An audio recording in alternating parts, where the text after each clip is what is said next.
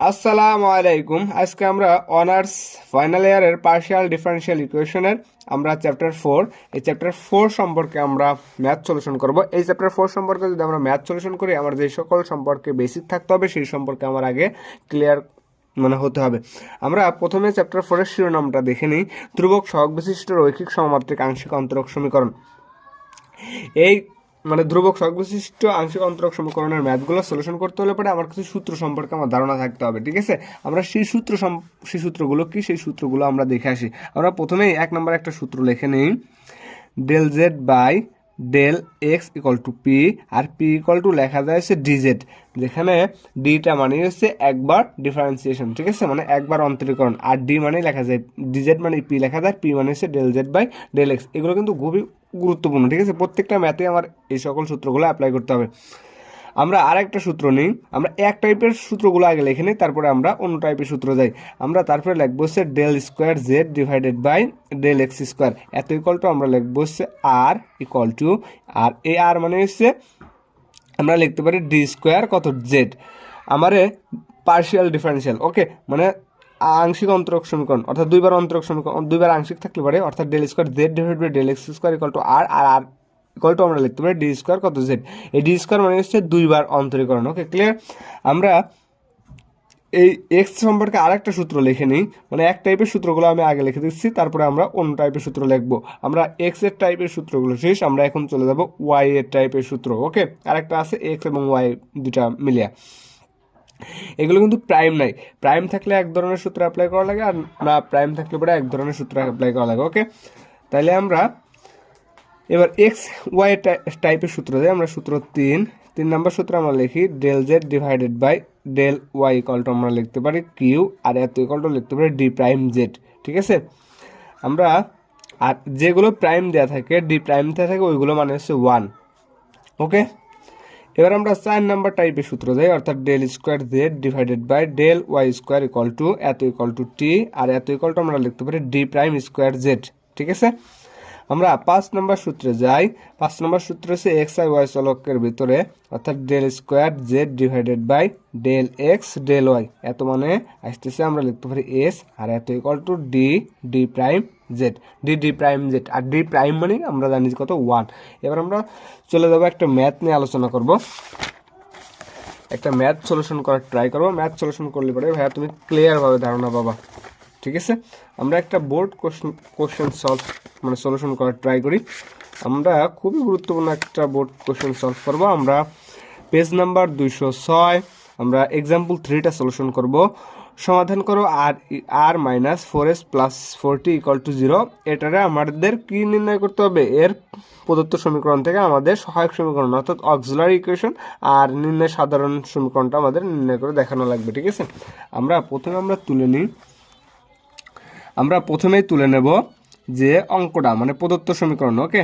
আমরা এক্সাম্পল 3টা সলিউশন করব। আমার এক্সাম্পল 3তে দেওয়া আছে, অর্থাৎ প্রদত্ত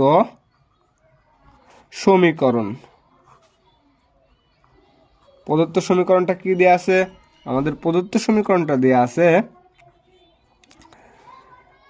আর minus 4s plus 40 equal to 0। আমরা একটু আগে কিন্তু দেখে আসলাম আর ইকুয়াল টু কী লেখা যায়, এস ইকুয়াল টু কী লেখা যায়, এবং টি ইকুয়াল টু কী লেখা যায়। আমরা কিন্তু একটু আগে সূত্র থেকে সূত্রে আলোচনা করে আসলাম, ঠিক আছে। আমরা সেই অনুযায়ী আমরা সমীকরণটা সাজানোর ট্রাই করি, ওকে। তাহলে আমি আরেকবার বলে দিচ্ছি, আমরা আর ইকুয়াল টু কী লিখলাম, আমরা আর ইকুয়াল টু লিখলাম del square Z divided by del x square equal to r. আমরা এস ইকুয়াল কী লিখলাম, আমরা এস ইকুয়াল লিখলাম del square Z divided by del x del Y.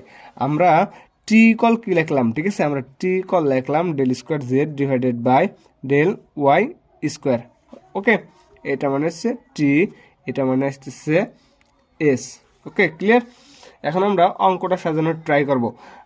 আর মানে কি, এস মানে কি, এটাও কিন্তু আমরা বলেছি। আমরা অঙ্কটা প্রথমে সাজাইনি। আর মানে আমরা একটু আগে দেখে আসলাম del square Z divided by del x square, del square Z divided by del x square minus 4 into s মানে আমরা কি দেখলাম, আমরা এস মানে দেখলাম যে del square Z divided by del x del y, অর্থাৎ del square Z divided by del x del y plus 4 into আমরা টি ইকুয়াল টু দেখে আসলাম del square Z divided by del Y square এত equal to 0।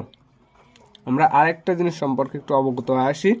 আমরা কিন্তু যেটা আর সেটা equal to আমরা লিখতে পারি কত, ডি, ঠিক আছে, ডি জেড, তারপরে del square Z divided by del x del Y এত মানে এস, আর এস ইকুয়াল টু কিন্তু আমরা সূত্র থেকে দেখে আসলাম, এস ইকুয়াল টু আমরা দেখে আসলাম যে ডি ডি প্রাইম, ঠিক আছে, কি দেখে আসলাম, ডি ডি প্রাইম। ওকে, ক্লিয়ার। ওই পাশে মেবি সূত্রটা আমি এস ইকুয়াল টু ভুল লিখছি, এস ইকুয়াল টু হবে, না ঠিকই লেখা আছে, D D prime of Z, ঠিক আছে, D D prime of Z.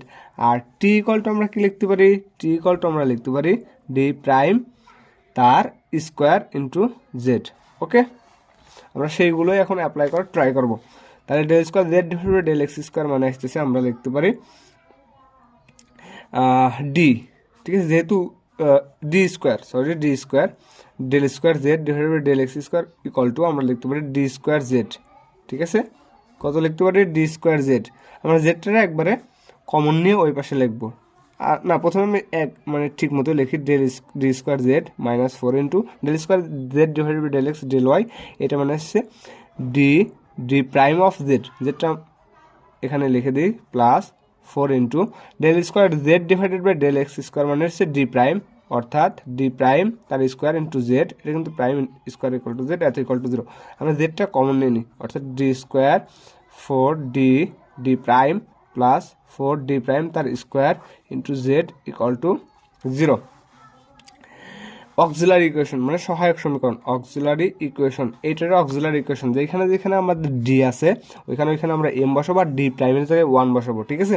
তাহলে অক্সিলারি ইকুয়েশন আসতেছে M square minus 4 M, D মানে কিন্তু এম, যেহেতু ডি স্কোয়ার ছিল তাই এম স্কোয়ার, আর ডি প্রাইম মানে 1, আমরা 1টা লিখবো না, প্লাস 4, ঠিক আছে, ডি মানে প্রাইম মানে 1 আর 1 স্কোয়ার হলে 1, সেটা আমরা লিখলাম না, এত ইকুয়াল টু 0। এখন এটা আমরা উৎপাদকে বিশ্লেষণ করবো, আমরা যেমন ছোটোকালে উৎপাদকে বিশ্লেষণ করছি ঠিক তেমনই বিশ্লেষণ করবো। ওকে, তাহলে এটা যদি আমরা মিডল টার্ম করি তাহলে কি পাই সেটা আমরা একটু দেখে নিই। আমরা এ স্কোয়ার মাইনাস 2 এ বলতে এম, বি বলতে আসতেছে 2, ঠিক আছে, A square minus 2 A B অর্থাৎ 2 2 4 4 M plus B square, B বলতে 2 তার স্কোয়ার এত ইকুয়াল টু 0।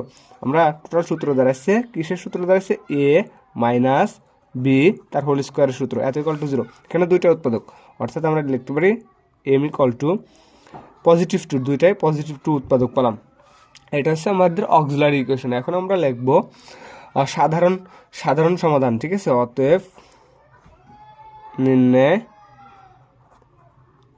সাধারণ সমাধান কেমন করে, জেড ইকুয়াল টু লেখে। আমরা কিন্তু যে সময় সেকেন্ডারি অর্ডার ডিফারেন্সিয়াল ইকুয়েশন করছিলাম ওইখানে কিন্তু আমরা লিখছিলাম C1 দিয়ে চলক করে লিখছিলাম, ঠিক আছে, আর একই টাইপের চলক আসলে পরে C1x প্লাস C1x আর যাই হোক ওইটা আকারে লিখছি। তারপরে যেহেতু একই টাইপের চলক আসলো ওর সাথে C2 সাথে আরেকটা x আমরা গুণ দিতাম, ঠিক আছে, এখানেও সেই সেম টু সেম।